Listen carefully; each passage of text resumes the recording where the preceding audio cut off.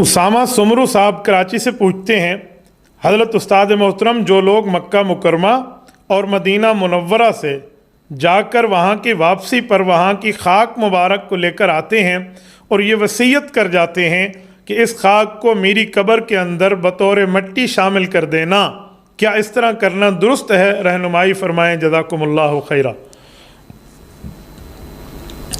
بھائی اسامہ، تبرک کے طور پہ بابرکت ہونے کے لیے تو کئی طرح کے معاملات ہیں، صرف مٹی کی بات نہیں ہے۔ آپ وہاں کی مٹی کی عزت کرتے ہیں، احترام اپنے دل میں رکھتے ہیں، تو یہ تبرک کافی ہے۔ آپ اس کی مٹی کو لے کر آئیں گے اور کہیں گے وہ مٹی میرے ساتھ میری قبر میں شامل کر دیں، میں اس کو حرام اور غلط اور آپ کو گناہ گار تو نہیں کہوں گا، غیر مناسب ضرور کہوں گا۔ ہمارے علماء کرام نے، ہمارے اہل اللہ حضرات نے، اللہ والوں نے یہ بات ہمیں سمجھائی ہے کہ وہاں کی مٹی آپ اٹھا کر یہاں کیوں لاتے ہیں، کس بنیاد پہ؟ اگر آپ یہ سمجھتے ہیں کہ اس مٹی مبارک کی وجہ سے قبر میں میری بخشش ہو جائے گی، تو بابا بخشش تو ہوتی ہے اپنے نامہ اعمال پر، بخشش تو ہوتی ہے اپنی نیکیوں پر، بخشش تو ہوتی ہے اپنی بھلائیوں اور اچھائیوں اور اپنے اچھے اعمال کی بنیاد پر۔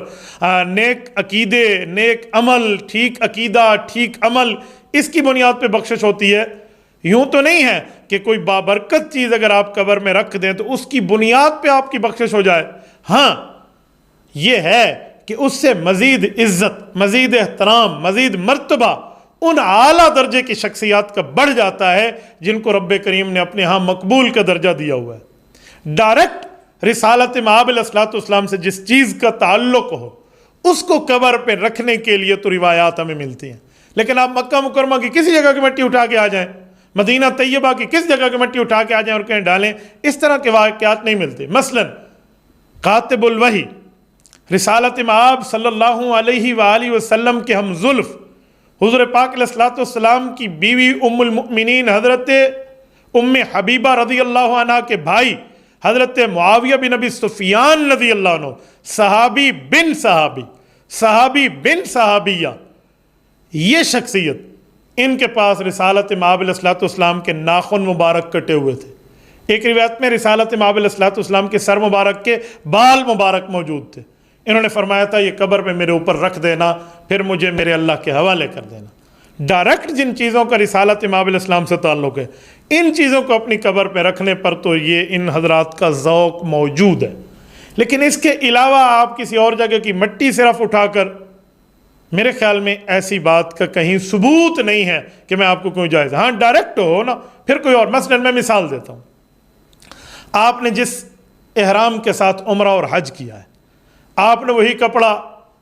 اپنے پاس رکھا ہوا ہے، وہ آب زمزم اس کے پانی اس پہ لگا ہوا ہے، روضہ پاک کی دیوار سے مس ہے، میں کہوں گا بابرکت ہے، مبارک ہے، آپ اس کو اپنا کفن بنا لیجئے، انشاءاللہ تعالی ایمان کے ساتھ آپ کو مزید یہ اچھائی بھی ملے گی۔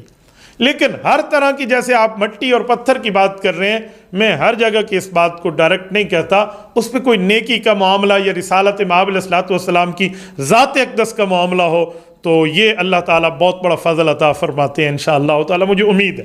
اس کے ساتھ بھائی اسامہ جو آپ نے بات کی ہے، میں ایک بات مزید بھی کر دوں۔ مکۃ المکرمہ میں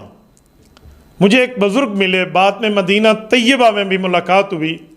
ہمارے بہت قابل احترام بزرگ ہیں جناب حاجی شاکر صاحب دامت برکاتہم العالیہ۔ انہوں نے میرے اوپر ایک بہت بڑا احسان کیا، وہ ہمارے ہاں ادارۃ النعمان مسجد کریمیہ ڈیرہ اسماعیل خان میں تشریف لائے، تو انہوں نے اپنے پاس رسالت مآب علیہ الصلوۃ والسلام کا روضہ اقدس میں صفائی میں جانے والے خوش قسمت آدمی کا جبہ اپنے پاس رکھا ہوا تھا۔ یعنی وہ جو روضہ پاک کے خادم ہیں، غالباً شیخ احمد صالح نور رحمہ اللہ اور ان کے چھوٹے بھائی اور یہ لوگ جو جاتے تھے جب، تو ان کے جسم پہ صفائی کے وقت جو جبہ ہوتا، جو رومال ہوتا اور جو پگڑی وغیرہ ہوتی، تو وہ انہوں نے اپنے ساتھ لائے، میرے سر پہ رکھی، مجھے جبہ بھی پہنایا، میں نے اس میں گفتگو بھی کی ہے، شاید وہ آ بھی جائے منظر عام پہ۔ تو